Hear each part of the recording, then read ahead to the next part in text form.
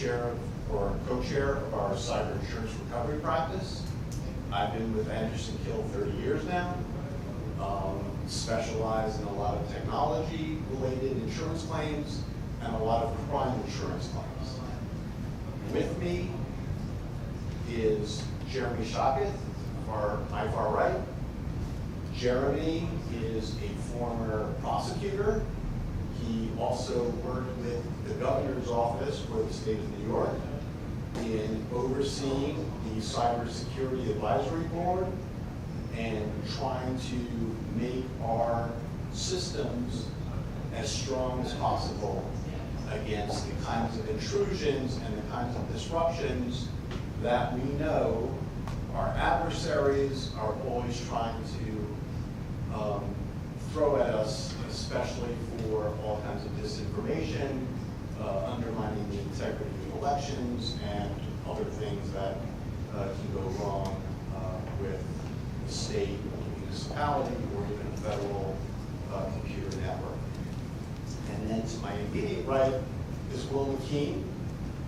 Will is a former, very formerly recent FBI agent charged with cybersecurity issues. I'm going to let him discuss a bit whatever he can disclose in terms of what his involvement was, what kinds of issues he was responsible for. He is an employee now with Yahoo.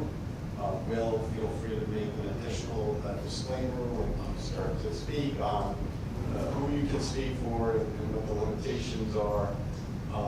And he's also involved in the Redirect project, the first of its kind profit in the U.S., dedicated to building community to ensure the digital futures of our next generations. Will's day job is at Yahoo, as I mentioned. So I went through the disclaimers. So let's talk just for a few minutes before I hand it over to my co-panelists here about what the landscape actually looks like today. And the landscape, not shockingly, is a pretty tough landscape. If I would say there are so many serious hacks on a weekly basis that they're all starting to blur. It feels like the SolarWinds hack was a millennia ago. It was, a terrible domino effect, super expensive, led to litigation. We'll talk about some of that litigation briefly.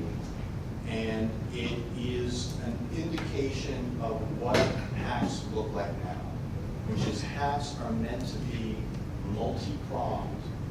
You are hitting one organization with the idea that you're going to encompass another 50 organizations with that same penetration, depending or relying upon dependencies that exist, software updates, all kinds of mechanisms by which organizations get in the door.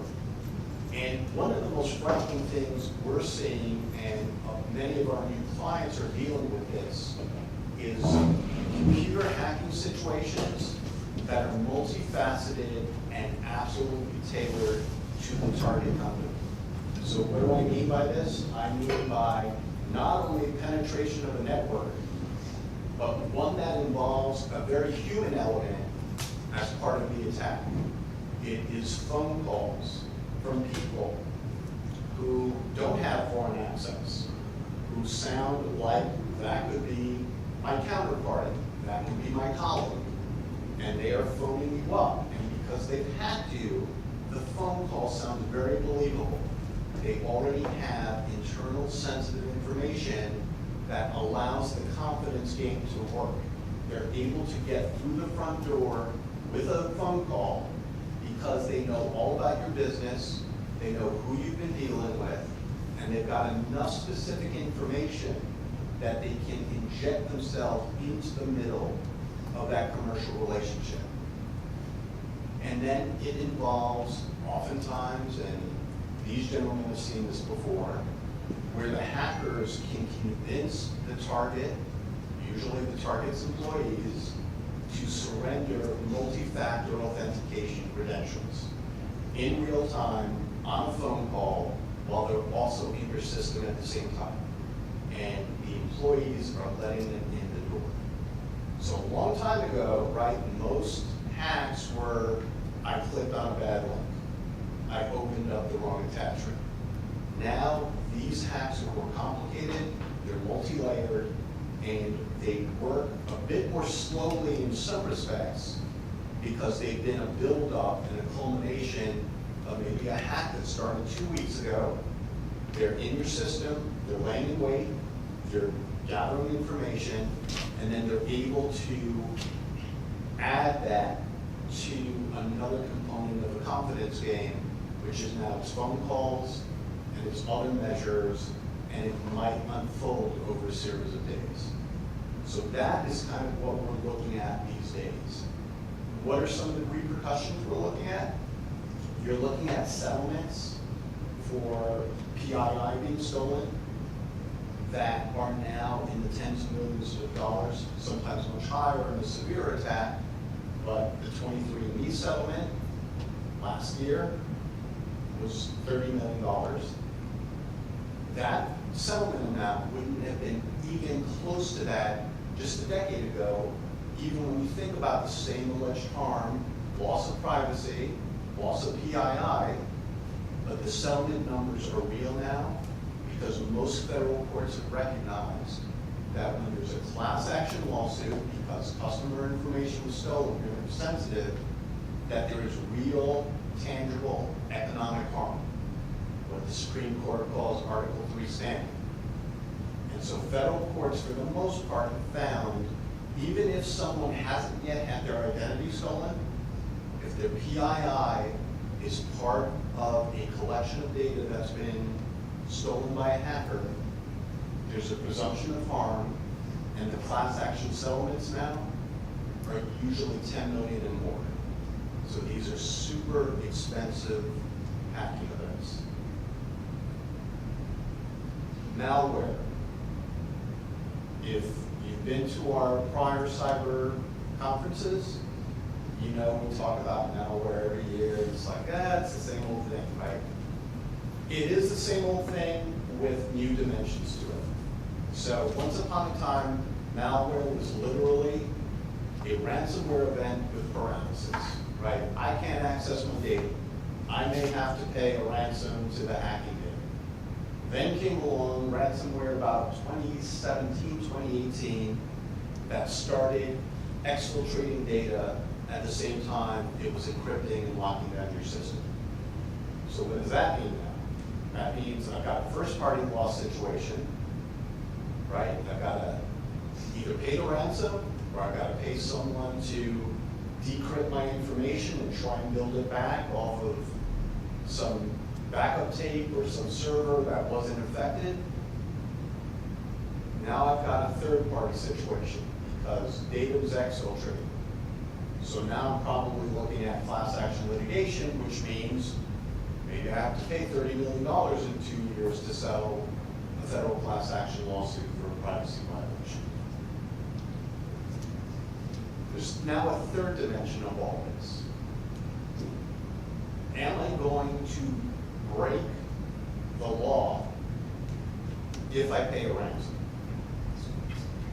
So the Treasury Department and OFAC maintain the SDN list.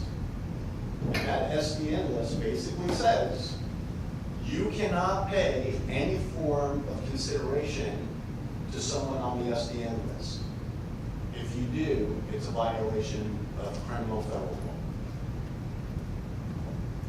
Now, not shockingly, a lot of hackers are on the SDN list, and then they realize, well, I may not get a ransom anymore, so I'm going to reinvent myself.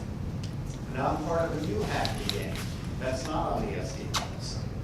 But tracking who the actual hackers are is a very difficult game. And so you've got this new risk, which is, can I even pay the ransom, even if it makes sense, even if perhaps law enforcement kind of says to you on the side, you know what, it's going to be hard to get your data back online, and this hacking gang is fairly reliable in that they'll give you the decryption key if you pay. So you'll be back in business. Now, we can have a debate all day whether or not that's good macro policy or not, but in the micro sense, it may make sense for a specific organization that is going to be shuttered if they are not able to pay the ransom and regain control of their systems. So that's a new dimension to it. And what does that mean for insurance implications? Actually means a lot, because the insurance companies now will contest coverage if they think there's a risk that you might be paying a ransom to someone on the SDN list. Because in theory, the insurance companies themselves will have criminal liability exposure too if they improperly funnel money that ends up in the hands of some of the worst people on the planet. So again, it's a very, very thorny situation. Now, in our next series of slides, we've got all kinds of information here about the SEC cybersecurity rule that was adopted in 2023. And then we have the SolarWinds hack, which then resulted in litigation later in 2023, and in 2024, there was a big decision in that. I won't go into the details of this. I've contained it in here for purposes of everyone's CLE credit. But just be mindful that at this point now, not only is there the privacy class action liability exposure, but you also have a huge exposure for cybersecurity regulatory purposes, which of course then implicates all kinds of issues for the board and for senior officers of the company. One of the things that I think was probably most harrowing for corporate officers, especially public companies, was that in SolarWinds, when the SEC sued SolarWinds, they didn't just stop at the corporate entity. They actually sued as a co-defendant the CISO. So they sued the CISO individually for some of the allegations which we've got in the slides. So at this point, I'd like to turn it over to Will and Jeremy to talk about the threat landscape out there, and then I think that will help tie and tether some of the insurance coverage pointers you're going to hear later in the afternoon. So I'm going to turn it over to Will, because he's a former FBI agent just 6 weeks ago, even though my stories are very good, his are better. So, well, and thanks for the disclaimers and the caveats. I am officially not here anymore as the FBI, so I can't be speaking on behalf of the FBI, and nor am I here on behalf of my day job at Yahoo. So I'm not authorized to speak publicly on behalf of anyone but Will McKean here today. But yeah, I mean, I think the threat landscape is, as you've heard, we've spent a lot of time here talking about ransomware, and that's not particularly surprising. We're still talking about ransomware, so I'm not going to waste your time telling you ransomware is a big deal. It is, right?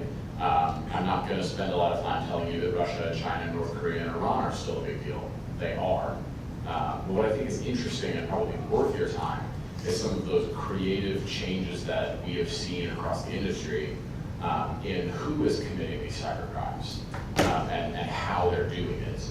And to the point mentioned just a minute ago, that like, we're seeing native English-speaking, accentless calls into call centers to socially engineer their way into accounts or into systems, or you're experiencing these pervasive attacks that you might think, and you would be forgiven for thinking, are part of sophisticated organized crime groups based in Romania or in Southeast Asia, or they're a nation-state actor. But some of the most famous cyber crimes of the last 18 months have, rather surprisingly to me, and I imagine to many of you, have been committed by teenagers.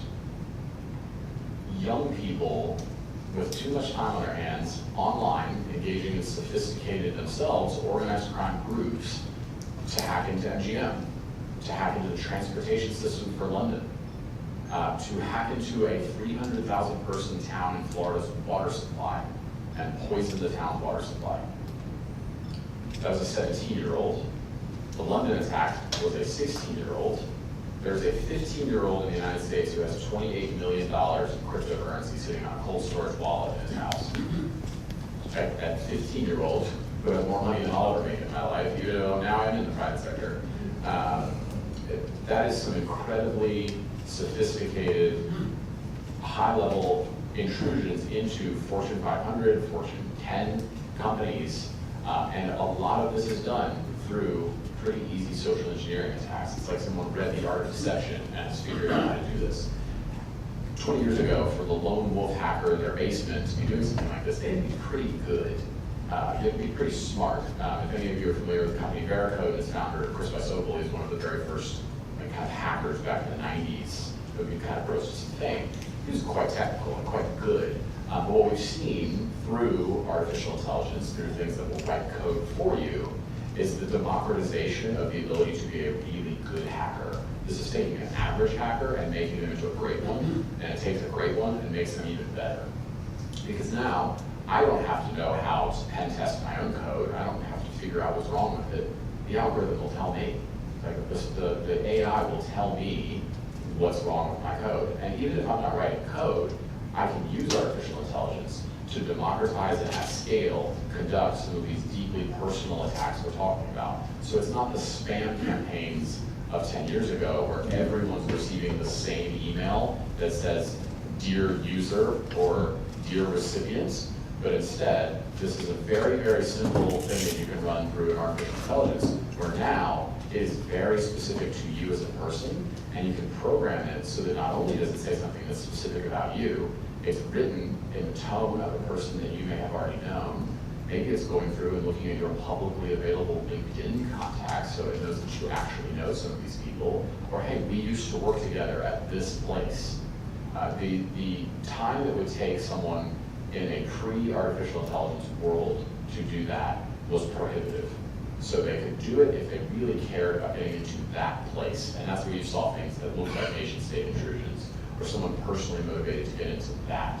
That level of dedicated, persistent attempt to get into an organization or an individual is now democratized and can be done at scale, which I think is a really, really scary application of artificial intelligence in this space. And there's some other, like, even more shocking examples. I don't know how many of you have heard of the poor guy in Hong Kong a few months ago who was the only real person on the video call. So I see some shaking of the heads. Received emails from people in his company, so was anticipating a meeting, logs on to a Zoom call with folks who appeared to be from, I think it was the London office of the company, including the CFO of the company, and was instructed to wire $25 million for the completion of a very sensitive transaction for the company. And he was the only real person on the call. He was talking to a bunch of AI, but that was real money he wired out the door. So that was a depressing example of just how easy it can be now to make that even more convincing, right? And I'm happy to share a few kind of like ideas I have on how to defend against artificial intelligence. And then of course we're seeing that brought not just from the financially motivated world, but from achieving a political end as well. Being able to use artificial intelligence, whether to muddy the waters of what is reality, what is truth, what are we believed to be true, or to just do some of that like disinformation. For example, in Poland, in their election in 2024, there was a fake story about a potential terrorist plot that may have led to the postponing of the election, and that caused a great amount of disconcertion, or not as you'd imagine, in the community that they might postpone elections. In the Canadian election last year, artificial intelligence was used to generate a fake image of Mark Carney in a hot tub with Jeffrey Epstein, which was an entirely fake image. And there's a study that 80% of the elections that were held last year around the world in some way had artificial intelligence used to try and manipulate the election in some way. Get the people we don't want to vote to not vote, get people to believe something that's not true about the opponent, or in a less, sort of malevolent version, so I can actually say something happy before I turn it over to Jeremy, is, I think a good thing, is let's use artificial intelligence, and now it looks like the candidate speaks 27 languages, right? They can reach the community in a better way, because now their speech can be automatically translated into another language. And we're seeing that happen a lot.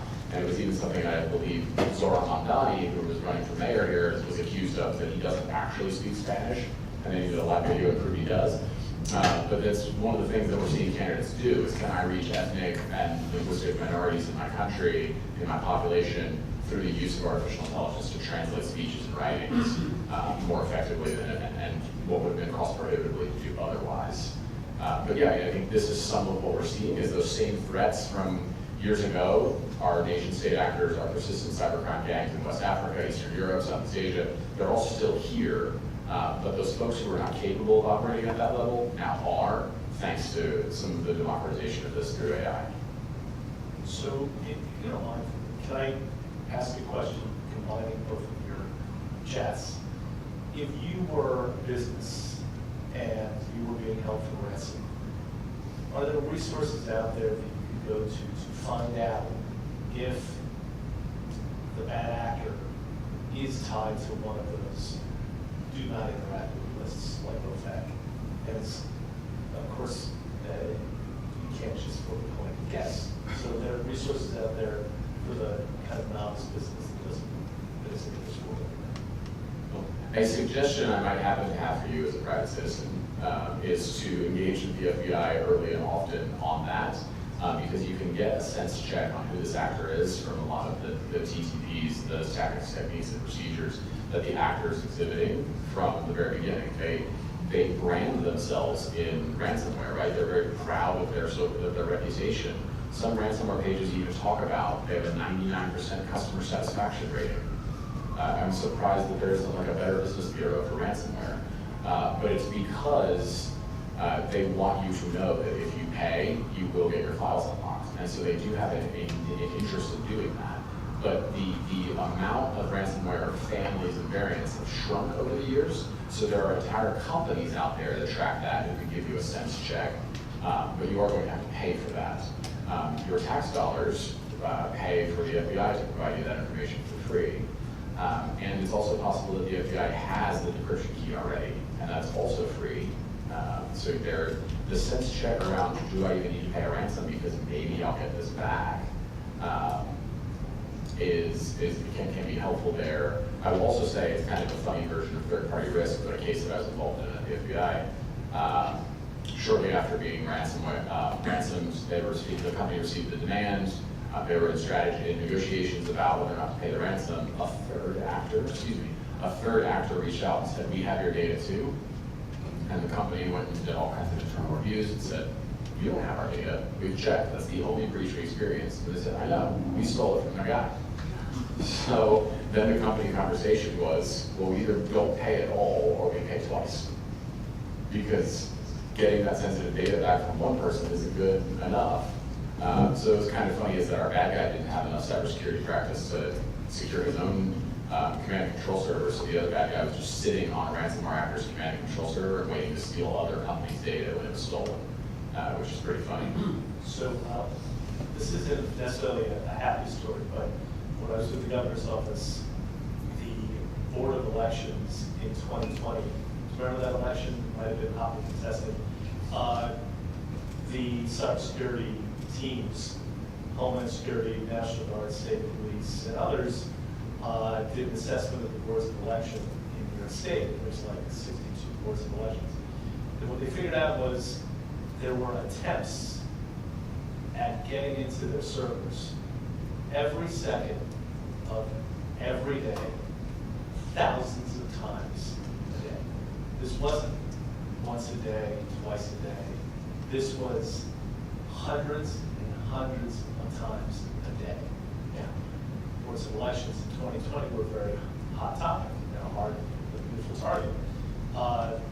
There are businesses out there, and I have this conversation with clients and business people all the time, that when you hear about SolarWinds or you hear about massive companies being targeted, well, they're very difficult to get into. It's those mid-level companies, for instance, doctors' offices, practices with 20 doctors, 15 doctors, or 30 doctors, or a construction firm with 50 employees. They have a lot of resources and potential assets to go after, but they don't have the money necessarily to be really defensive. And they are very, very easy targets. And there's a lot of things they can do to help prevent becoming an actual victim. But some people think, oh, nobody would ever come after me because why would they? You know, I'm a 50-person firm. I'm not Apple or IBM or whoever. They are actually the targets, which is kind of scary. Those mid-level businesses throughout the United States and the world end up being very, very lucrative targets. Because there's the companies and the organizations that a hacker group might very much go after. They have a sensitive piece of information that would be in the interest of a hostile government to obtain, right? I sat through a presentation yesterday from Google talking about quantum computing. There's a lot of people who are going to want to hack the people in Google doing quantum, right? There are hacktivist groups who are going to want to hack a politically controversial individual or cause to achieve a political end, right? Those are folks who are seeking out that target for a reason. But for our financially motivated cyber criminals, that money spent the same regardless of whether or not you got it from Target, from Amazon, or from the bodega on the corner.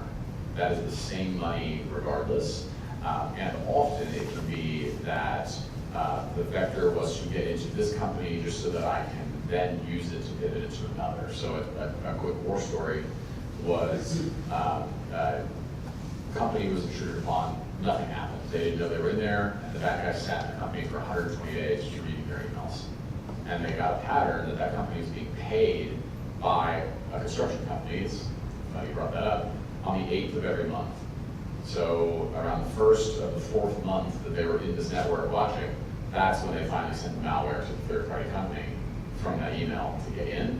They get the bank instructions. They say, actually, we've changed our bank account, send it here instead. And it was the payroll for a rather substantial construction project, and the company wired $50 million to a different bank account. Having had this relationship, and it makes perfect sense.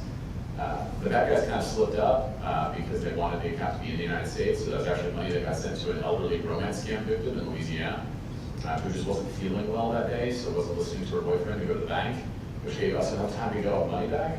Her account had gone from $1,200 to $48.5 million, and the financial institution did not flag that. Yeah.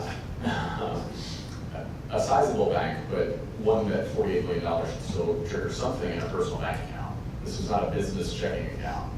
So short of saying from Louisiana lottery, it should probably have flagged something.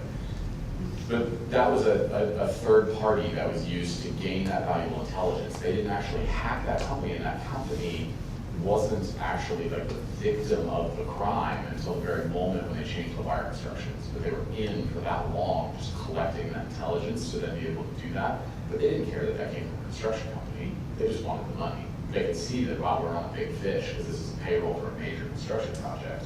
And that's why they were really, took their time deliberately to make that as effective a campaign as possible. So what Josh had mentioned earlier was there's this kind of romantic version of hackers, which is they create this amazing code, they insert it, and then it takes over the whole computer. And that, to some extent, that does happen. But what we've been seeing is it's social engineering. And part of that is you have to teach your employees and your contractors, third-party contractors, to be ever vigilant. And the scary part is things change every single day. Yeah, do they get the malware in? Of course. But they usually get in because a human being is misled, is tricked, is, you name the word, they make a mistake. And they don't follow protocol, or they trust someone maybe they shouldn't trust. And that's what we've been seeing, this pattern of, I go watch Mission Impossible. It's all about getting the code in. Well, it's actually not, because the first Mission Impossible, if you remember, I think it was the first one, they tricked the guy to go to the bathroom, and then they took his car because he wasn't paying attention. That's how they actually got into the server. That was a little too ridiculous. But I think it's actually a reasonable example that I just thought was top of that. No, and it's a great point, and it has insurance coverage implications typically, because obviously there's a couple ways that hackers get into the system, right? There's the brute force hacking, which is more along the lines of super sophisticated code that can run bajillion calculations and maybe guess a password and get right inside and maybe even defeat the multi-factor authentication. But the much more likely scenario, and the one that all of us that work within an organization worry about, is having an employee, right? The weakest link in the chain, so to speak, is an employee that is tricked into letting the hacker in. It's still hacking, but it's a very different mode of entry versus the more sophisticated one. But also I think, and you probably know the stats better than I do, Will, but I think it's the minority of hacks that involve brute force hacking. So because the credentials are being tricked into being surrendered by an employee, no matter how well intentioned, and these days even a diligent employee who thinks they're vetting things properly or is using multi-factor authentication, it has implications for insurance coverage, because there are some insurance companies now that take the view that your hacking coverage doesn't apply if social engineering is involved. So in other words, a lot of insurance companies will argue now if there's any human action in between the intrusion into the environment and the theft of funds or the theft of information, that erases the pure hacking coverage. And you now have what they call in the legal system intervening causation, and you don't have a direct loss anymore, or the insurance company will label everything social engineering even though it is a pure hack scenario. And the reason that's important to insurance companies is they will often have some kind of endorsement on the policy that tries to sublimit the coverage to a fraction of the blanket limit. So say you buy a cyber policy with $25 million in limits. Sounds robust, should take care of most incidents, but you might have a $100,000 sublimit on what the insurance company deems, quote, social engineering.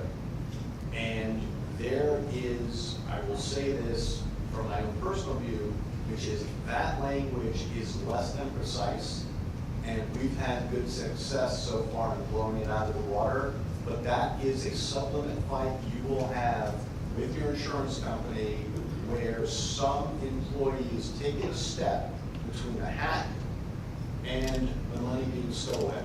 And that's really so many theft of funds cases to begin with, and even theft of sensitive information cases.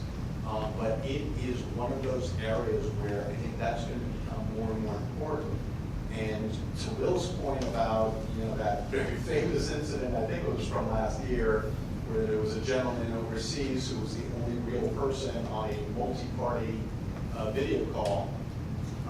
We are seeing more and more, and I don't know if this is strictly AI, but the deep fakes have obviously been out for a few years now, and used in a variety of methods. Some of it's, impersonating celebrities. Some are, jokes being played by friends. But most of the ones we're seeing that come in the door as a coverage case is not like a privacy violation or a false light claim. It is a claim where someone takes video of the CEO off of, CNBC, talking about, quarterly earnings, makes the video fuzzy, has them supposedly on a video chat instructing the Treasury Department to wire the $25 million or whatever to close a very sensitive and important account. And those situations are definitely akin to hacking, but there's an argument that insurance companies will make, which is it's not necessarily a compromise of computer network security, and therefore they fall outside of some of the coverages you'd be looking for. So you may still have some crime coverage involved in those scenarios, but again, the wording will become super important. You have broad reading that has some latitude, and you might be able to get that kind of scenario of deception and theft covered under your commercial crime or your financial institution law. Are you looking under your cyber policy? Are you looking under some other kind of specialty coverage? But some of these scenarios coming out, and I suspect they'll only become more potent with the introduction of AI with every passing month, it's going to be a very, very tricky landscape. You know, we talk a lot about, you know, the innovation in technology and computers specifically, to kind of think about all of the downfalls and perils with cyber.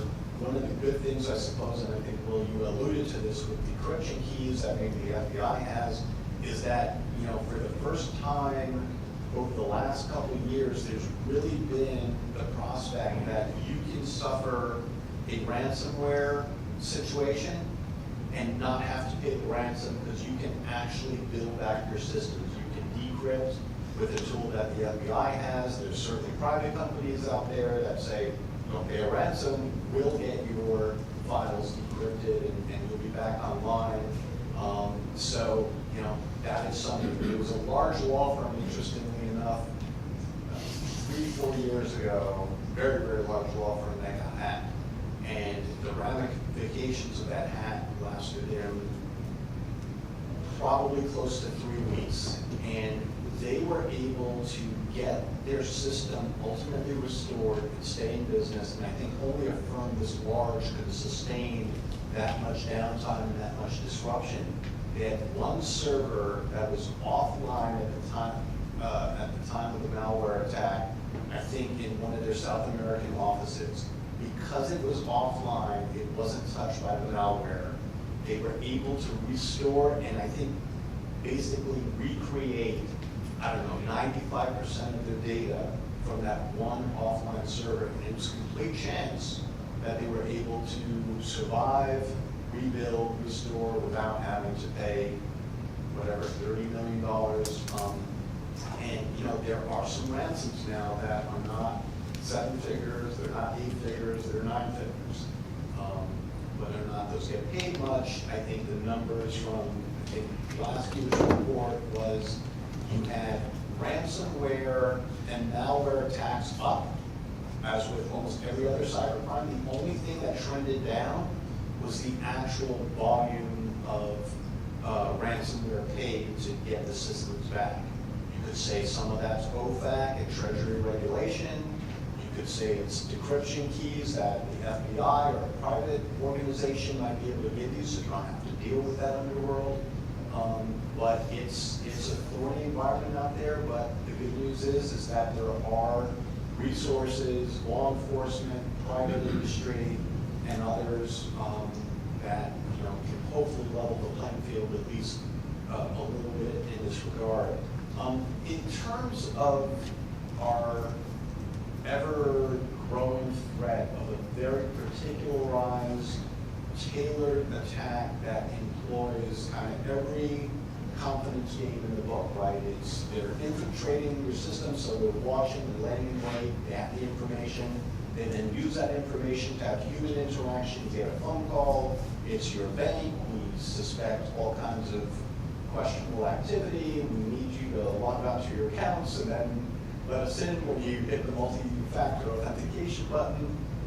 Anything you would recommend in terms of how do we train our employees, our treasury departments, the CFO, how we're guarding against what are otherwise very, very believable communications that you think, how could this be false? Because they know everything about me already. Yeah, I've spent 15 years telling people best practices to avoid a cybercrime that now feel somewhat irrelevant because of AI. Hang up the phone and call the person and make sure you recognize the voice, right? Or you still should do that if you received a phone call. It's like, pretend you have a bad connection. If you're feeling a little suspicious, call back because at least you've reset that and hopefully you're talking to the real person again. But there's a lot that we used to advise, and I think big incident response companies and consulting firms would advise as best practices to avoid some of this that has sort of been made obsolete by artificial intelligence, but what it does come back to is every one of these cyber schemes, if they have something else in common, is usually pressure. There's pressure to do this as soon as possible because they know with every passing minute there's a chance someone figures out that this is weird. So it's that reset every time you think. It's that like stop, think about this, and wait.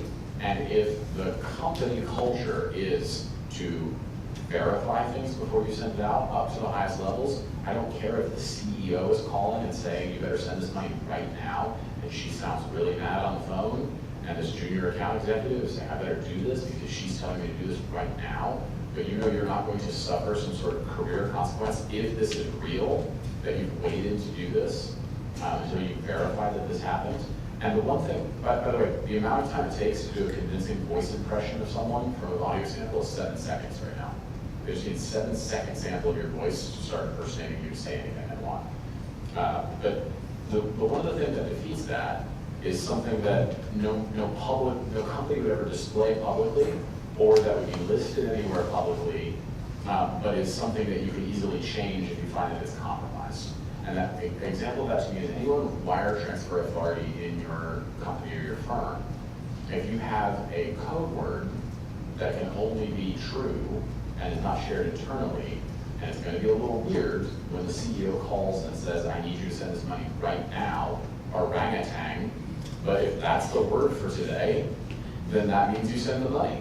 And if you find out that orangutan has been compromised, well, then we change the word and we don't send the money until we've got that passphrase. Because no artificial intelligence can know something that it hasn't been programmed to know or a model to learn off of. So that secret word that feels a little bit like the password to get into a clubhouse when we were in elementary school is still one of the most successful things that you can do to prevent this thing that sounds like a duck, it talks like a duck, it walks like a duck, but does it know how to quack like a duck? Because it hasn't learned the secret word that our company uses. And it's an easy thing that as soon as we find that something happened and they don't say that word, that's the word of the day for anything secret we're doing, especially when we don't meet face to face. We haven't even discussed the concept of North Korean IT workers yet, but we're letting the fox into the hen house in companies all over the country by hiring remote IT workers. And you see a laptop get shipped to some PO box in Kansas City before it makes its way to the China-North Korea border after that. And then you have an IT worker in your firm who's working for the North Korean government. And this is happening thousands of times around the country. One survey of SOC analyst positions was that 1 out of 40 applications for a SOC analyst position was a remote IT worker from North Korea. That's the scale with which they're applying for these jobs.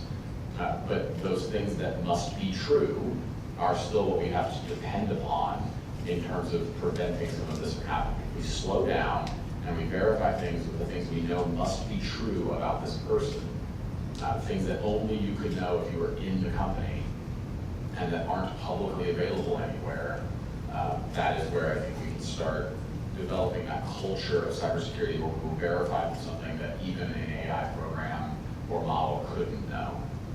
Orangutan is a good password, just hard to spell. Until it gets, it's only as good as until the moment it gets compromised, and then we gotta change it. So, People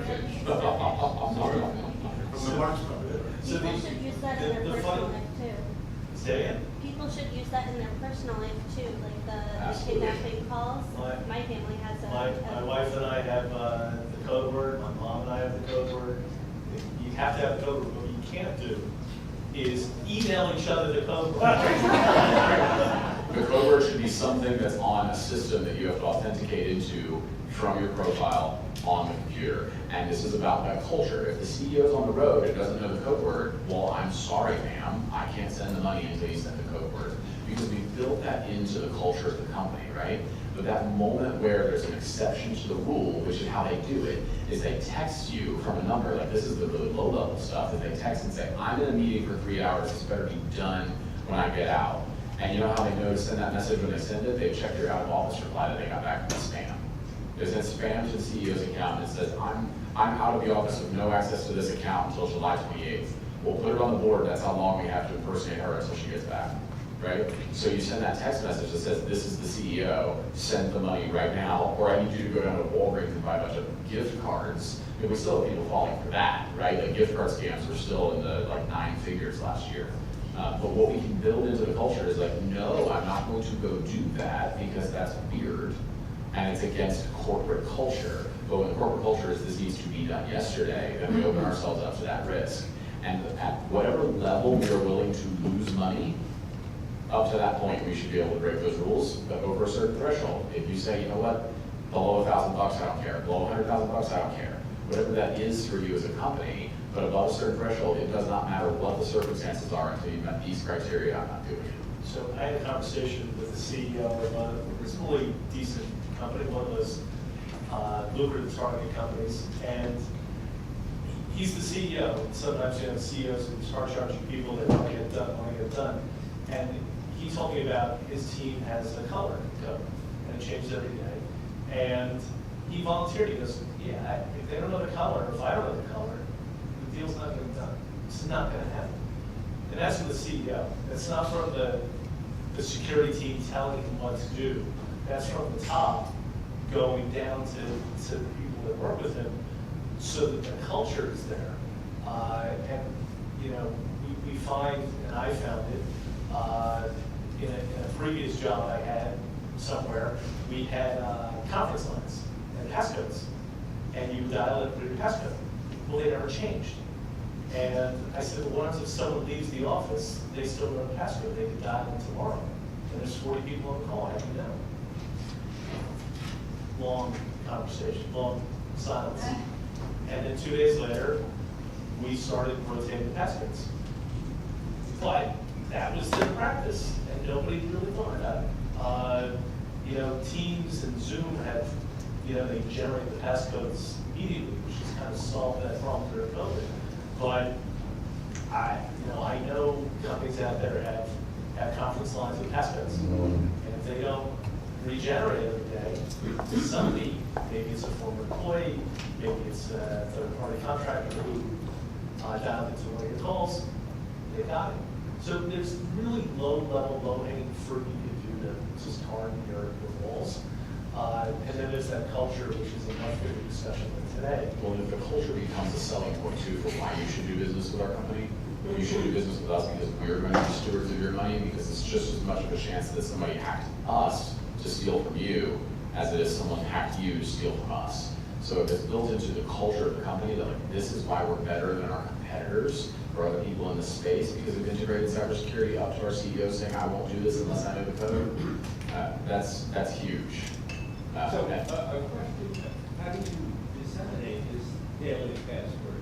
Is that prone to? So it depends on your company's environment, right? Because if you have something where you can actually log into a system versus if you're a very small company that just uses sort of commercially available mail, that can become a problem. But if you actually have you VPN to a site that you can only log into if you have been authenticated into a trusted device on the network, if that's a whitelisted device and that's the only devices that can access that system, and that's closely monitored with who accesses that, so you're both seeing who is accessing it and who should be allowed in the first place to access that data. That's like where it's kept in a very trusted place, and it's not something that gets sent out, it's something you have to seek out in order to be able to do that. And that probably goes back to, I actually think security for obscurity in that context is pretty good. That like a call from a phone number where you have to multi-factor authentication in is somehow more safe, security for obscurity a little bit in that sense.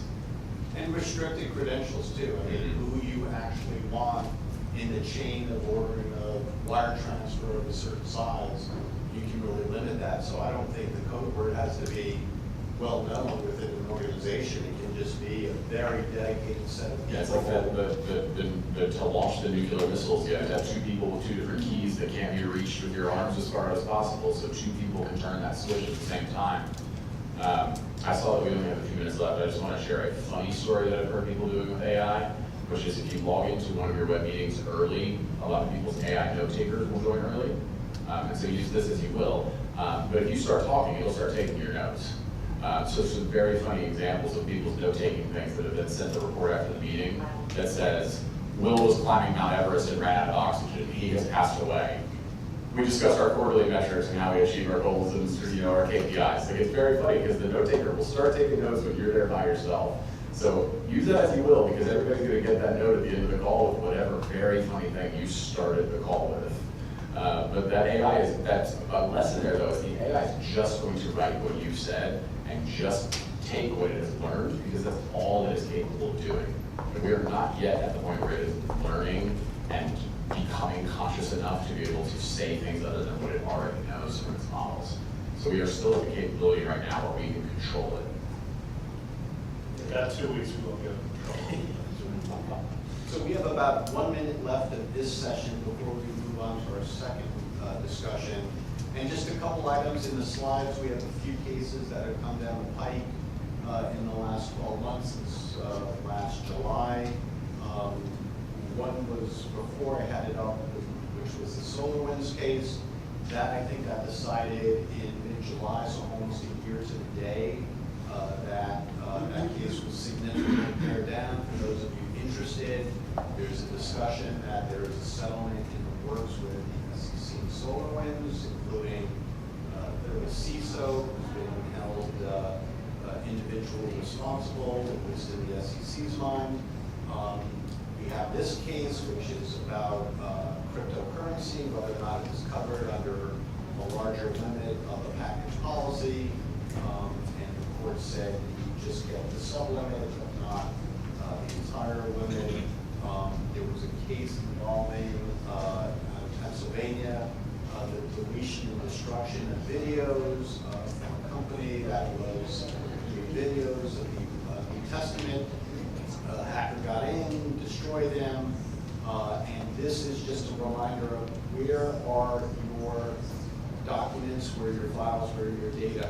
Some insurance policies only cover you if the data resides on a server that you own or control. Some obviously extend for cloud computing, so many of us use that, but again, it's a really particular issue, but it can come home to bite one. And then we've got this last case here, which is a few years older, but I just cited here to echo the fact that insurance companies will sometimes try and deny coverage even if there's computer fraud that would constitute some kind of hacking. If an employee is somehow in the middle taking action, the insurance company will say that breaks the chain of causation. There's no direct loss. Here, someone wired money, and the insurance company took the view, well, the employee wired money. It's a volitional act. It breaks the chain of causation from the cyber fraud and the ultimate theft of money. And the Ninth Circuit came in and basically said, no insurance company, you're wrong. It's not a volitional act if someone wires money, even though they do it of their own volition. It's volition through fraud, so it's not really volition, right? It's manipulation, and therefore it doesn't break the chain of causation. So we're going to conclude there, and we can take questions at the very end of this session. And I want to invite Luma up now to take us through 5 tips to maximize coverage for cyber claim.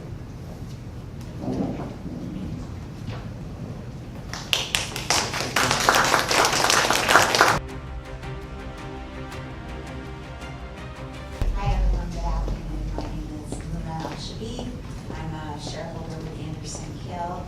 I have the honor of speaking with Mark Shine from Marsh today. I'm going to be brief, and I will speak about 5 tips to maximize coverage for a cyber claim. I want to give most of the time to Mark. He's going to talk about cyber coverage from the broker's perspective, what's going on in the market now, what insurance companies are concerned about, new things coming up that we as attorneys don't see or don't see until a coverage issue arises, a year down the line. So he will tell us the latest and the hottest of what's going on right now. But before that, let me begin with 5 tips to maximize insurance coverage. So tip number 1, fill out your application carefully, accurately. You don't want to have mistakes in your application. It seems simple, but there are grave consequences for having mistakes in that application. Why is that? Because if there are mistakes in your application, the insurance company can use it to raise a defense of application misrepresentation, and they can use that as a basis to deny coverage for your claim. They could also potentially seek to rescind the policy. which means to void it, as if it never existed, based on application misrepresentation. And depending on the jurisdiction that you're in, an innocent mistake can be actionable. So even if you didn't mean to say, yes, you have multi-factor authentication on a particular application, when in fact you don't, if the insurance company deems that material in their decision to sell you that exact policy for that exact price, then they can seek to rescind the policy and you will be left with no coverage. So when we talk about application misrepresentation, there are two types of questions where you should be mindful and you should focus. In terms of cyber insurance, there are highly technical questions about your cybersecurity controls. When you're filling those out, you know, it goes without saying, but you'll be surprised how often this doesn't happen. Sit down with your, you know, the professionals, the IT technicians who know this stuff, and answer those questions with them. Because it's not going to be just one question that's vague and general. These questions get very, very detailed and really seek to get into the nuts and bolts of your cybersecurity system. So you either need to sit down with your technical experts to answer those questions or vet it through them, have them review it. Because you don't want mistakes there. Otherwise, again, the case that's cited up there, that was a mistake in answering a question about MFA, and it led to the policy being voided. And it was an innocent mistake, you know? The second category of questions, and these you'll see not just in cyber policies, but in other policies, are questions about your claims history. And the tricky question here is the insurance company will ask, were you aware of any facts or circumstances that are reasonably likely to result in a claim? This is a tough question if you're a policyholder, because how do you know that, right? You could have facts or circumstances set that from the beginning. You could say, oh, you know, this is gonna blow up. But more often than not, the stuff that blows up, you had no notice of it. You never envisioned this tiny little thing was gonna be a huge claim. So when you see questions like that, don't just answer no. Give a qualified answer. Say, see attachment, and then you could say, to the best of our knowledge right now, we're not aware of anything. You know, in the course of our operations, things come up, we investigate them, but right now we're not aware of anything. The idea is you want to give yourself a little bit of room there and not box yourself in. So if the insurance company later on says, wait a minute, you know, we looked at your application, you said no to this question, you could say no, we didn't say no. We gave a qualified answer. So you want to give yourself that room, because that question is really, really a trap. And insurance companies will go back if you have a claim, and they will look at that application and see if there's a basis to raise application misrepresentation. Tip number 2, incorporate policy prerequisites into your operating procedures. Oftentimes when we're talking about cyber claims, it's the coverage may be denied, but coverage may be denied because the policyholder didn't comply with certain preconditions to coverage. Not because those preconditions are hard to comply with, it's because they weren't aware of them at the time. And because they weren't aware of them at the time, they didn't know that they had to do that. Perfect example of this, and we heard in the prior session talk about fraudulent wire transfers. With fraudulent wire transfers, the coverage for that, usually under a crime policy, requires you to satisfy certain preconditions, including a telephone call to verify the wire before you actually go ahead and effectuate it. That's not a hard thing to do. But if that is not incorporated into your operating procedures, and if the people who are effectuating the wires don't know to do that, then the minute you have a fraudulent wire transfer and you put in a claim with your insurance company, they're gonna ask you, show us a proof of the callback verification. And if you don't have that, they're gonna deny coverage. So go read your policies, make sure any of those preconditions in there, you're incorporating them into your business operating procedures, and the people who are on the ground actually doing the day-to-day operations know about those procedures. Another example of that in terms of cyber policies more often than not require you to use panel professionals to help you recover, investigate, restore your computer systems after an attack. If you don't know that in advance and you go out and you hire off-panel consultants, then you're basically inviting a fight with your insurance company to seek to recover those costs for the off-panel consultants up until the time they approve your use of that. So that's another thing, incorporate the panel consultant requirements into your incident response plan. Tip number 3, proactively address cybersecurity vulnerabilities. You know, again, it seems simple. There are practical considerations for doing this. There are insurance coverage considerations for doing this. Practical considerations, the more robust and up-to-date your system is, the better protected you are from attack, and the better you are able to mitigate the damage that's caused by an attack if you ever suffer one. For purposes of coverage considerations, the insurance companies are going to have an easier time invoking certain exclusions if your system is more outdated. For example, patching. If you are not patching on a timely basis, the insurance company may seek to reduce the amount of coverage you have if that unpatched vulnerability was used as the attack vector. Another example, betterment. Betterment is a big exclusion in cyber policies, and what the cyber insurance companies say is cyber insurance is not meant to give you a better system than what you had before the incident. So they always say, we're not going to pay to make your system better.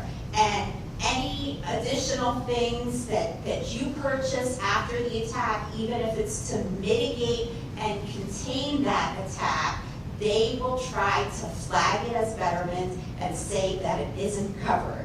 The more up-to-date your system is to begin with, the harder it is for them to succeed with regards to those coverage exclusions. Tip number 4, evaluate policy supplements and self-insured protections. I think Josh mentioned this, but you may have a really good, robust claim limit on your policy, but then specific coverages are going to be supplemented. You need to be aware of that. And he even mentioned social engineering.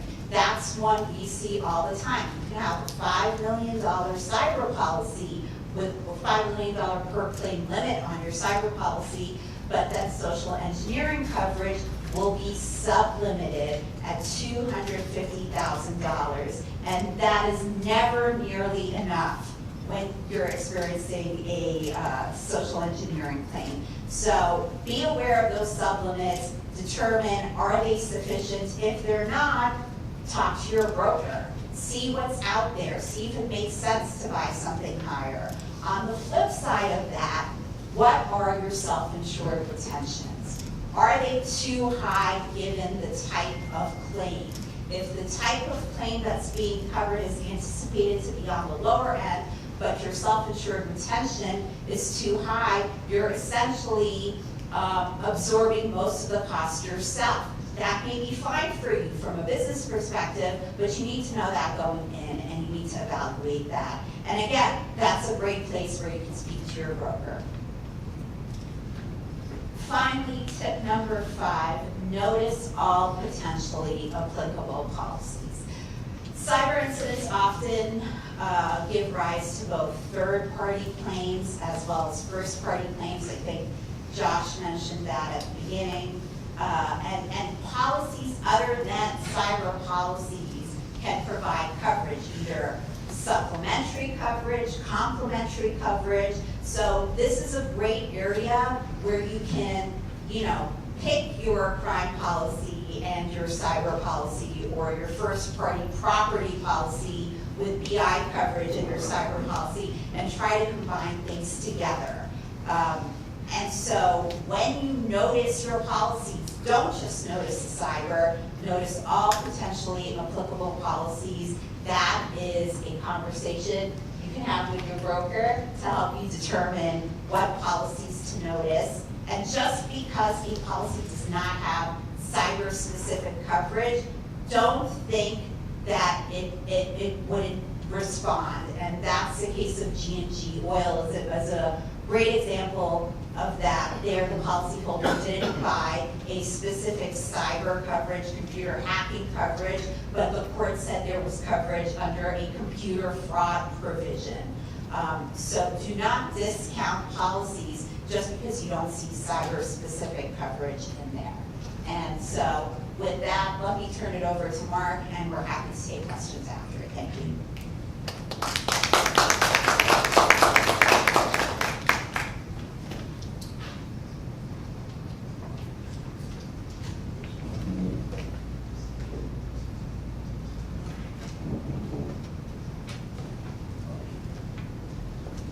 Good afternoon, everybody. Mark Shine, National Co-Chair of the Cyber Center of Excellence at Marsh McLennan Agency. I'm really excited to be here with you all today. So we only have about 15 minutes left, so I'm going to try and get as much done and talk as quick as possible. If you do have questions, feel free to raise your hand. So don't need to get into my bio. So what's going on in the cyber insurance marketplace today? I think it's important before we talk about what's going on today, we really talk about what's happened previously. With 2015 was really the kind of the first year of mass adoption, if you will. 2015 to 2018 is kind of the golden era of cyber insurance from a broker perspective, if you will. The product was still relatively new. Many carriers were getting into the marketplace. Loss ratios were still low, many of them below 50%. And many insurers were buying insurance for the first time. Applications weren't that long at the particular moment. 2019 to 2020, all of a sudden you started to get some actually volume into the market. What happened? You started to see losses. Some of the losses actually started to increase. Loss ratios were looking over 100%. So every dollar the carrier was taking in, they might have been paying out $1.20, $1.30. Obviously, that's not a good business model. So actuarially, they needed to revamp the way that they were doing this. So applications became a lot different. We started to see the applications become a lot longer. We started to see supplemental applications. It got to the point where I was sending a main form application along with 5 or 6 supplemental applications to an insured for social engineering coverage, for perhaps privacy coverage, for dependent business interruption, for e-crime. And it was just getting to be the point where it's somewhat a bit ridiculous, in my opinion. But what happened, 2021, we started to see real heavy losses start to come into the marketplace. This is the year a lot really started to change. Some carriers were getting out of the marketplace altogether. They were saying in 2021, Marshall, when we looked at our book of business, it's about 171% year-over-year increase. It was kind of the peak that many businesses were facing. And that's a business with good controls. Imagine some of our clients that didn't have good controls, what they were facing. And even with those premium increases, many of the carriers still said, hey, it's time to kind of get out to the marketplace. Now when we look at 2022, 2025, it's kind of cyclical. It's all kind of coming back to the very beginning again, except with a few nuances. Ransomware losses. So ransomware has obviously drove in frequency and low severity, but we're actually starting to see a decrease in ransomware. We're going to talk about that later on. Only about 17% of the matters that we saw in our office claims were actually ransomware matters. Business email compromise and social engineering is really running rampant, and I think that's what our previous panel was talking about. But I do want to focus on the rate stabilization that's been happening since 2022, and the fact that we are almost now, we have re-entered a soft market, and it's almost as soft as it was back in 2025, which many people wouldn't have ever expected. So we talk about what's changing the actual global landscape of cyber insurance today, ransomware. Obviously, the number, when we were looking at this in 2021, was about $20 billion expected losses. Now in 2025, we're looking at about $30 billion expected losses. It's still significant, don't get me wrong. But from the insurer perspective, there's better controls in place, because the one kind of an area I think every insurer agrees on is multi-factor authentication, was kind of that core control to help prevent or mitigate rather some of the ransom events that we were seeing. Frequency beyond ransomware. So we are seeing really, I would say the biggest change from last year to this year, over the last 2 years rather, is the privacy coverage and the privacy litigation that's really picked up. And that's really reshaping the way that we're structuring policies today. Market expansion, again, because their claims have actually been going down. We are seeing more claims, but the actual claims being paid out are going down. Market has continued to expand. More carriers are trying to get back into this space. And then I would say the thing that's really causing the most havoc for many carriers is systemic risk. That is really what they're concerned about. To Josh's point earlier, one company going down that can impact 50 to 100 to 1,000. What I encourage you all to think about, or when you're reading a policy, you're reading that systemic coverage, what does that systemic definition mean? Because each carrier is something different. One carrier might say it needs to be so much of the GDP of the United States to go down to make it a systemic matter. Others might say it might need to be 100 policyholders, or it might say it needs to be so many affected individuals, so many devices. So again, all language is not the same. We're kind of looking at this in a snapshot. I got to give you what we're seeing overall based off of our book. Claims did increase as of 2014, so about a 16% increase. What was really important, and to me kind of the key of this slide, was the average demand for ransom did go up, but the amount that they were getting went down. Now why? If you talk to the insurers, you talk to the underwriters, they believe because they are underwriting better and they have better controls in place in 2025, so they're able to perhaps pull up an incident response firm and remediate rather than pay. Privacy regulations, obviously still starting to come into play and is causing carriers to tighten up kind of wording from a perspective of that.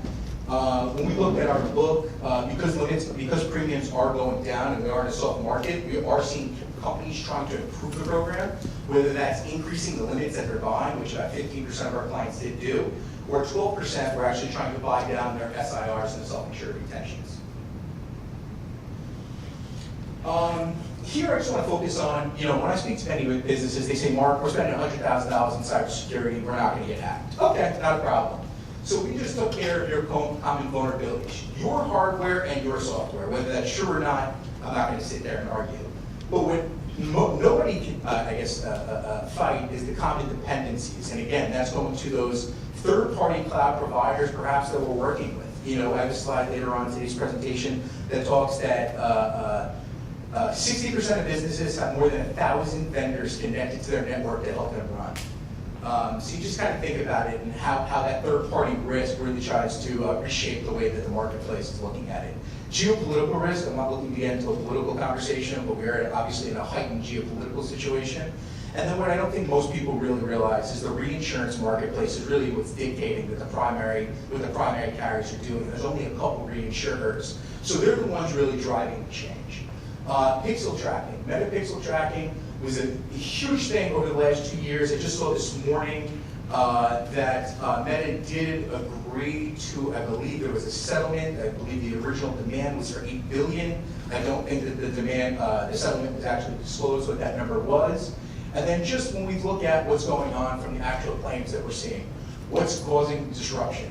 Data compromise. Data exfiltration is running rampant. Later on, we're going to see 87% of the data, the instances we saw, had data exfiltration. So they're no longer just locking up your computer. They're actually taking the data away from you. Then to me, what I have the conversation with my insurer is data credibility or data integrity. Now we got the data back. How do they know they didn't mess up a comma or they didn't change something here or there? Data exfiltration, you see 75% of the matters we saw in Q4. The next slide, when we looked at Q2 2024, when we looked at Q4 2024, it went up to 82 or 84%. Again, less companies are paying, about 50% drop from Q2 2021 to Q2 2024.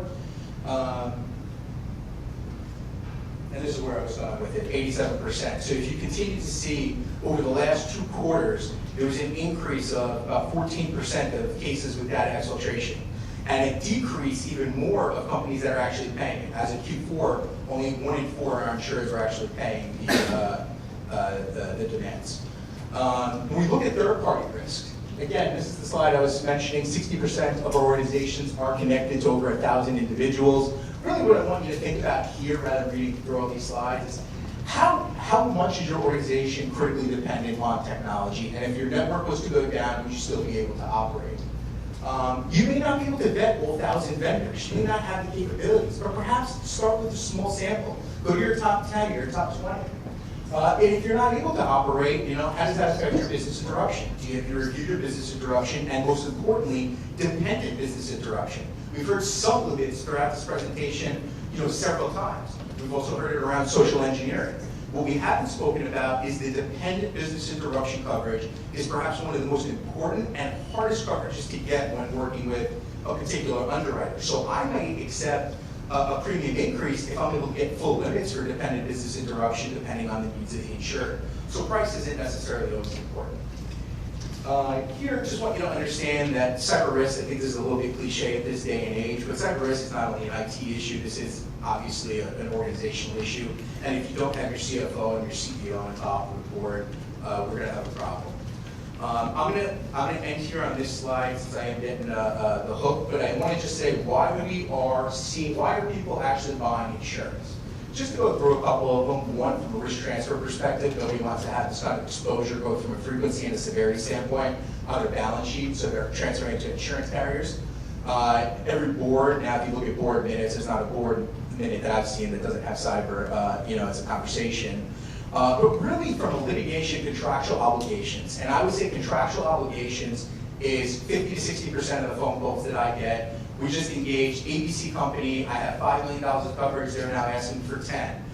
They want to see, we have 10, they want to see 20. Contractual obligations are becoming critically important. Organizations care, obviously, about the privacy component. They very much care about business interruption. But if they can't get that new piece of business because it's a contractual obligation, all of a sudden, CFOs want to spend a few more dollars. Any questions?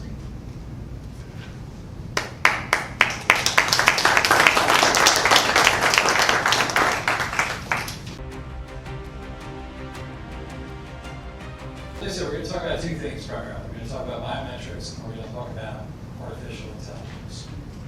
We're talking about biometrics. You're talking about, I guess, in terms of overview, we're going to talk about what biometrics are, how they work, how you use them on a day-to-day basis. We're going to talk about artificial intelligence, how that's developed. There's 2 things that have been around for a very long time, and a lot of people don't realize exactly how long biometrics and artificial intelligence have been in use, because often we're using it without even knowing that you're using it. So what are they? How long have they been around? What do we use them for? How they intersect with each other? How does artificial intelligence inform how you use biometrics and vice versa? We're going to look at some emerging trends among the 2 of them. For a long time, biometrics was here, artificial intelligence was here. Now they're sort of coming together and being used in tandem with each other, which creates a lot of great opportunities, but also additional risk and additional things to be wary of if you are both an end user or if you are a company and organization who is using biometrics and artificial intelligence together for your clients, your end users, your employees, things like that. We'll look at some key laws, both on the United States, internationally, how those inform how we can use biometrics, how we can use artificial intelligence, things to be wary of in terms of that as well. And of course, we're talking about either biometrics or artificial intelligence, we're talking about bias. How does that inform how you're going to use it?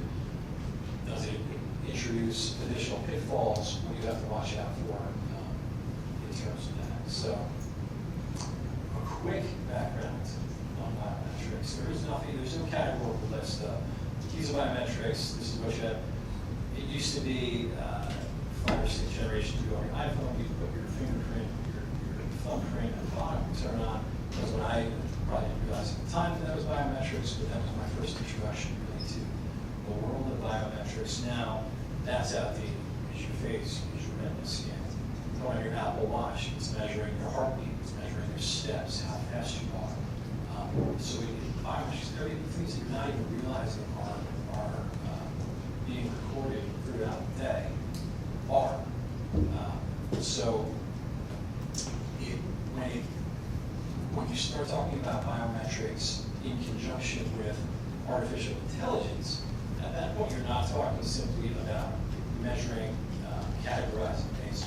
You're talking about prediction. You're talking about, are we going to be able to predict behavior? Are we going to be able to predict how something is going to act, how someone is going to act? And we're going to talk, Reggie's going to talk a little bit down the line here about predictive policing. And just predictive policing is a bit of a scary phrase. And you're talking about using people's biometric markers in connection with artificial intelligence, and the inherent biases that come along with that is really something to watch and be careful of. So that's a little bit of background on biometrics. Leads us right into artificial intelligence. Jeannie, as I said, it's been around for a long time. Give us sort of a baseline and a foundation of what artificial intelligence is, how long it's been around, and what it's being used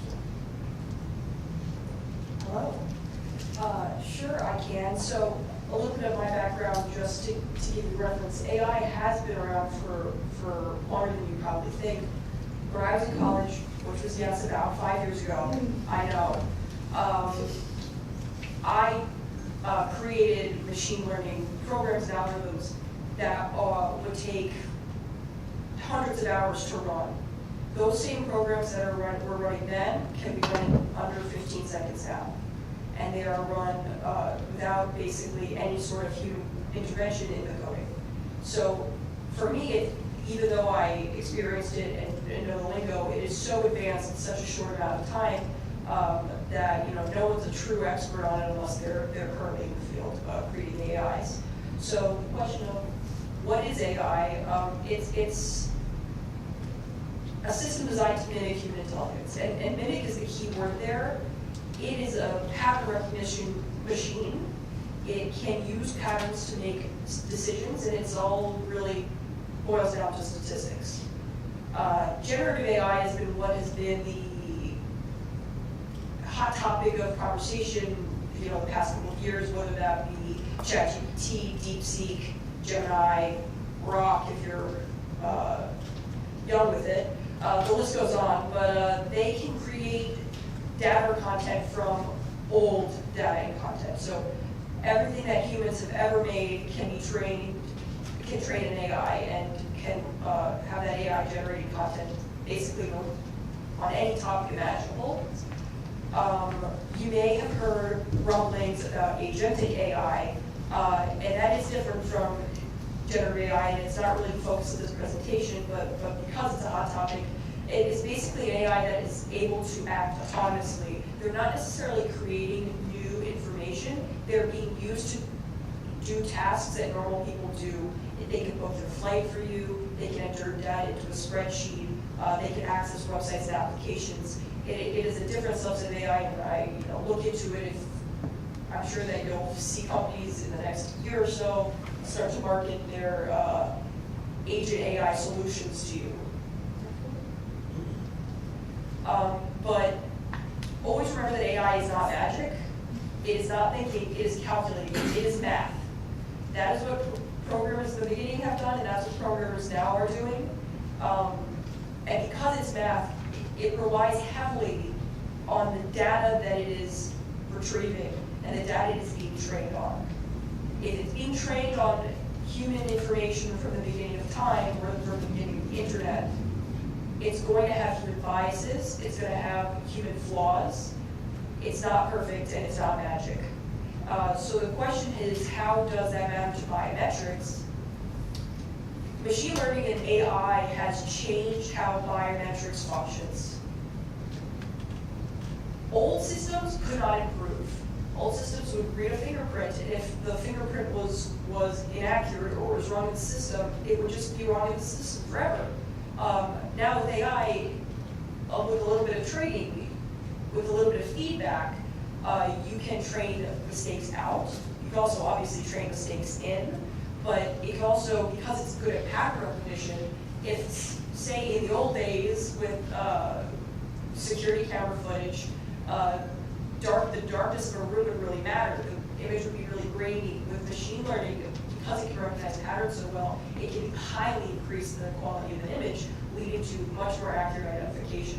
So it has turned biometrics and facial recognition and voice recognition into a real beast of a sort of scary dystopian future. I know, thanks. So JD mentioned the old days. Here's some case studies on biometrics before the incorporation of AI. These are not really the old days. This first example here from Wales was 2018, and this was sort of a policing type application, which had a 92% error rate after it was implemented. Now, we were talking about police, we were talking about identifying people. We're looking for people who potentially committed a crime or suspects in crime. A 92% success rate probably isn't even that great. You're talking about a 92% error rate. And this is not long ago, this is 2018, this was only 7 years ago. Pinellas, Florida is also, this was the sheriff's department down there. This is a little bit further back, so we'll give them a little bit more of a break to look at Welsh, but also a very high error rate due to, as Jane mentioned, poor image quality. You're talking about the technology for taking and recording images back then, certainly not as advanced as it is now, so you're talking about huge variation and a huge error rate back then. Individuals who were arrested for crimes that they didn't commit based on biometric identifiers or information that was collected.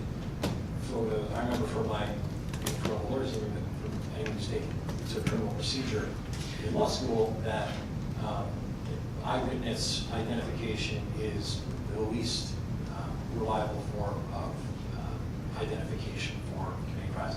You're not even talking about eyewitnesses here, you're talking about computer programs, you're talking about stuff that's run through an algorithm. So we add that layer on top of the faults with eyewitness identification to begin with, and you start seeing cases like Mr. Williams, you start seeing cases like Mr. Mayfield, the Oregon attorney, who was arrested for a terrorist attack based on improper FBI fingerprint identification. In 1999 arrested people that had 1 in 16 minutes, more than 6% of people.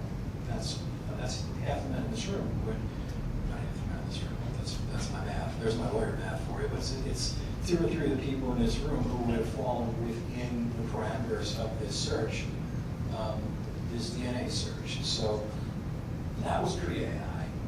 Now we introduce AI, which, as Jamie mentioned, is intended to correct some of these faults, to streamline this process a little bit and take out some of these biases, which in some cases works, in some cases it doesn't. How is AI improving some of this?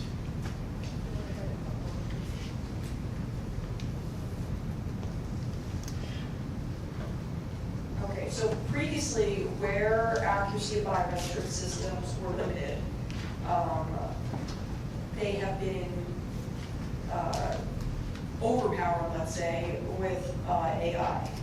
So systems can now learn patterns in faces, voices, fingerprints, and even behaviors from the way you walk to the way you talk. It can recognize a person and put together different factors to create a profile of you, as I'm sure many of you have read news about systems deployed in China and perhaps deployed in the United States, but I won't get into that. Maybe you could ask an FBI agent. Continuous feedback, let's say that. Continuous feedback can improve accuracy over time, meaning the more people it gets information on, the more accurate it is going to become. So the more people's gait that it watches and learns from, and how people walk or how fast the steps they take, they can learn what a person looks suspicious to the AI, or what is associated with a certain ethnic group, or gender. All of those can come together in a crystal clear quality from the AI. You don't need to care about background noise, you don't need to care about how dark the room is, you don't need to care about the angle of your security camera, because the AI can make a full picture of your surroundings and of you in it in order to, for whatever purpose a company or government needs to identify you for one reason or another. And so I'm going to go through a few samples from companies that I'm in no way affiliated with and probably won't ever want to work with me. So Ford Motive is the first example company that I think is, once again, a little dystopian. They have created a behavioral, quote them, behavioral intelligence solution that analyzes a customer's digital body language. Now what that means is that their program is specifically used and marketed to insurance companies and their agents for when an individual fills out an insurance application. Ford Motive will run the machine learning algorithm on thousands of behavioral data points in order to predict the intent of the applicant. So those data points include the time spent filling out the application, any sort of hesitation when they're filling out, the typing speed, their mouse movements, and the types of keystrokes they're making in order to figure out whether they're lying on their insurance application. And so that's currently marketed and used by numerous insurance companies. Do they have to make the applicants aware that that program is running and they're being subjected to it? In most states, no. And there is no federal law that says they have to. In the United States. In the EU, they do. The next example is Veriato. It is an example of bossware, which I'm sure many people have heard about since AI has been around, and definitely since generative AI has been around. The software allows for the monitoring of employee activity to protect against insider threats.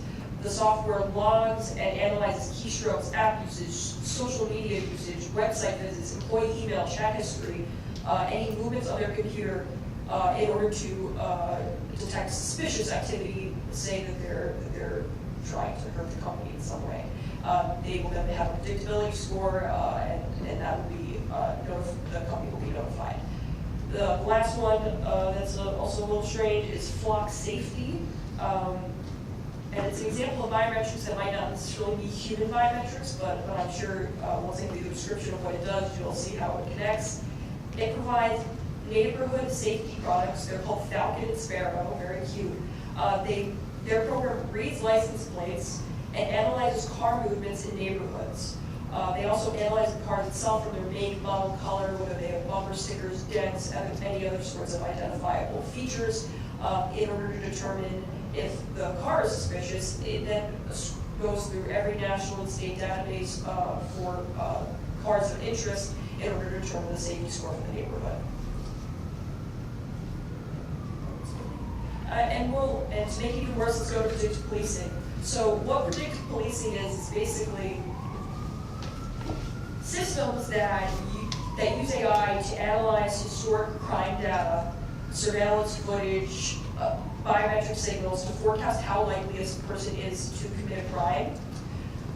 It can find out where is crime is most likely to occur, who is most likely to commit the crime, and when police should actually intervene in the crime and when to notify police.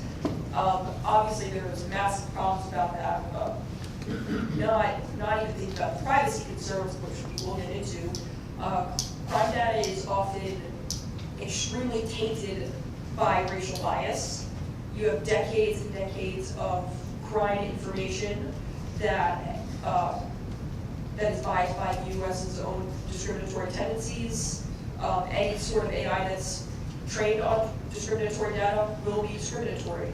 Once again, it's not magic. It does not know right from wrong. Obviously, you could try to train it to know right from wrong. You cannot be sure, and you can also not be sure because of how AI lacks so much transparency into its actual actions, especially if you're getting AI from a third-party vendor. you have no idea what their code looks like or what data they have been trained off of. So individuals can be flagged as suspicious without any criminal background whatsoever, just because of how fast they're walking, or what neighborhood they're walking in, or what race they are. Obviously, there's a lot of considerations, legal considerations in this, whether it be privacy, but a lot of people are arguing about the Fourth Amendment and about what is reasonable and what counts as a police stop. So we're going to get into that now. The law. Let's get into the law. So there are many privacy laws that can come into play here, but I'm going to focus on two for time purposes. And one, start at the bottom here, the EU AI Act, because it dovetails with what Jamie was just talking about, and the concerns of predictive policing. Obviously, nations in the EU are not subject to the U.S. Constitution. However, they seemingly have taken a more forward-thinking look here in terms of the inherent bias in potentially using stuff like this for policing. And they've written into this EU AI Act mechanisms to help prevent and mitigate these biases. Police cannot use biometric AI remote capabilities for except in very specific circumstances, like if there's a abduction or kidnapping you're looking for, time is of the essence, we need to find, then it's okay. If it's for the purpose of preventing imminent harm, then it's okay. But other than that, they've written in very specific provisions into this act to make sure that they're not over-policing, they're not overusing this technology in such a way that is going to work to the detriment of certain segments of society, as Jamie just mentioned, which we know has happened through our own police here unfortunately. So now back to the top, because this is sort of the seminal biometric privacy statute in the United States. Let's talk a little bit about BIPA. BIPA is the Illinois Biometric Information Privacy Act. It was enacted in 2008 in Illinois, and all of the other privacy acts, in terms of biometric information in the United States, that have come down or in the process of working their way through legislatures in some way, some of them entirely take the provisions of BIPA. Some of the key things to note about BIPA, which recognizes the importance of protecting individuals' biometric information, is providing notice to a consumer, to an employee that you're collecting as a company, as an organization, a company, an employer, that you're collecting this biometric information from your employees, from your end users, from your customers. It's got to be in writing. You have to inform the end user or the consumer in writing that you're collecting this information, whatever it is, whether it's a fingerprint, a retina scan, things like that. You have to have written consent from that end user, from that employee that you're collecting information from, to say in writing. And these are all strictly construed under Illinois law and in the states that have adopted statutes like BIPA, also strictly construed.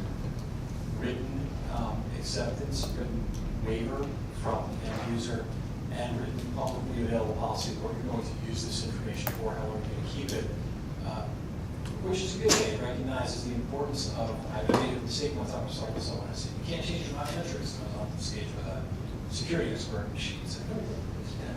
All right, so I don't say that anymore, but it's very difficult to change your biometric information. You really have to say, so BIPA started things off. Other states are following suit and introducing their own privacy law, and we're going to talk a little bit about some recent case law involving privacy issues and how the courts, both in Illinois and other states around the country, have determined that. Sure. From the onslaught first, this is the full list. This is not a selection. This is the full list. I won't say the EU because I'm not a European attorney. This is the full list for America when it comes to biometrics and AI privacy law. The executive orders and the national laws that were passed by Biden are no longer in effect once Trump voted them. Next slide. So here are a few of the cases, and in the slide deck, I've provided the case citations because they're a little bit difficult to find because most of them are still not at decision or have been forced into mediation or arbitration. The Hireview case has been a big case of discussion recently. It is now currently in mediation, and according to the docket, which I looked at yesterday, is apparently very close to settlement. But Hireview is a hiring company that uses an algorithm to basically judge an applicant based on their voice and facial characteristics in an online virtual automatic video interview. The plaintiffs in that case have alleged that Hireview obtained the biometric data in violation of BIPA. So BIPA is once again one of the, if not the strongest or the only law that plaintiffs have been successfully bringing litigation under for failure to obtain consent of individuals. Clearview is a huge consolidated class action that also recently settled, also under BIPA for collecting people's information. The other area where litigation has been successful is litigation brought by the FTC. FTC brought litigation against Rite Aid, I guess it's an enforcement action, over violations of Section 5 of the FTC Act. Rite Aid had used facial recognition technology to identify if patrons had been were likely to shoplift, which I can guess you can imagine what that was like. Then there is the Young case, which is the last case on the slide. Basically, it was brought by a celebrity survivor contestant who loved to go on game shows. His face was then put into an app where people could put his face on their face, and now he is suing for the traditional inclusion, exclusion, privacy towards for under an AI theory, which is a little interesting and pretty novel. I don't know how successful it will be, but it's very cool.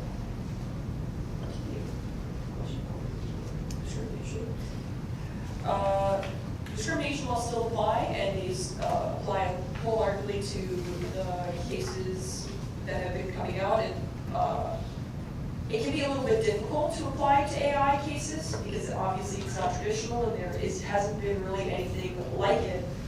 So there has been a little bit of a problem for plaintiffs in bringing these actions, but a few have been successful. So the two of the big cases, which I don't think we decide for, but that's fine.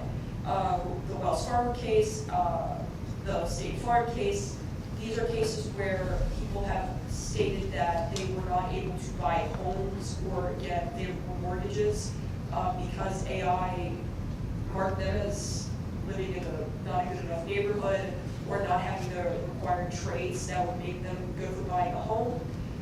Those cases are currently in discovery, and there has been no final judgment on them. Then there is also a set of cases, discrimination cases, about individuals that were arrested via the use of AI, so very similar to the old cases, the same issues are still happening. Blurry images that are then enhanced with AI to then identify a person. There have been 5 or 6 settlements of individuals who were arrested and been detained and had nothing to do with the actual thing. But all those cases have been mistakes and they've all been settled.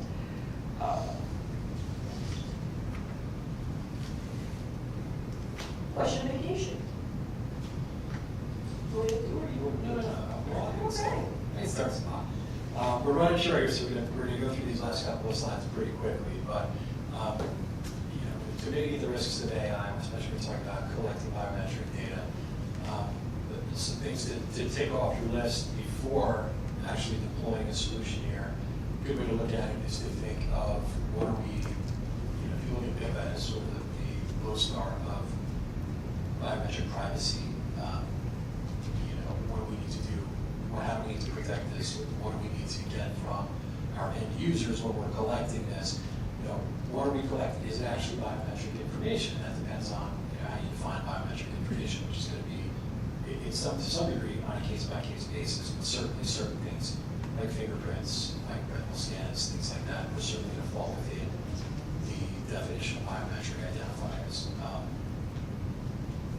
What are we doing? Why are we collecting it? What are we using it for? And how are we protecting it once we've got it? Like I said before, biometric biometric information, once it's in the wrong hands, it's very difficult to change. It's not like changing, it's like getting a new credit card, you know, just one has your fingerprints, just one has your retinal scan. That's not something you want to fall into the wrong hands. So how are we going to protect that? So we have an actual purpose, a real purpose that we need this for. Is it something that we can do without, or is there another way around it for us to work around actually collecting this information? And if we're going to use an AI model in conjunction with the biometrics that we're collecting, how are we going to train it? What are we going to use to make sure that these inherent biases that Jamie was talking about before don't make their way into the model and into that end purpose of whatever it is that we're collecting this data for? So that after it's deployed, You're ready. you are ready. You're ready. Regularly reviewing your systems. That's what you have to do after deployment. You have to be checking it or having your third-party vendor check it. You need to be compliant with state law. If you are a nationwide company that has an online platform, you need to be compliant with BIPA and the CCP, the California law. Those are where the litigation's coming from. There's policies that can be followed for business, and you also need adequate insurance protection, which I believe John was talking about extremely quickly. Very quickly, yes. And just to touch on something that Lou mentioned before, when biometric litigation, especially on the coverage side, will start coming in following the initial BIPA litigations that came out of Illinois, where we would normally see coverage or policyholders seeking coverage would be under the GL, under coverage B, under the personal injury and advertising coverage. But as Lou mentioned before, if there's a way to get coverage under different policies, particularly when we're talking about AI, we're talking about potential cyber issues and things like that, could there be coverage under a cyber policy? Sure. Could there be coverage under E&O? Sure. We're talking about AI and bias. If you're an employer, could there be coverage under the DUI policy? Of course. So that's something to talk with your broker, talk to someone like Mark. Do we have this? Where is the best place for us to seek coverage for whatever it is that's being claimed against us? And then finally, what we've seen recently, both on BIPA and AI, is that as coverage litigations are successful, insurance companies go back to the drawing board and they say, all right, what do we need to do now to specifically exclude? We thought BIPA was excluded, or we're saying we thought BIPA was excluded under this exclusion. The courts have found differently. Maybe we'll write a specific exclusion for BIPA and put it in there. Maybe we'll write a specific exclusion for AI and put it into our policies. So again, when it's time to go out to market and put your policies together, put your insurance program together, it's a good time to talk with your broker and make sure that you know exactly what your risks are. If you're using biometrics, if you're using AI, if you're using biometrics and AI together, to speak with your insurance risk managers, your broker, to make sure that whatever risks you have that are out there based on the technologies that you're using are actually covered under your full insurance program. So that is our time, and we will be around if anyone has any questions. That's it. Thank you all.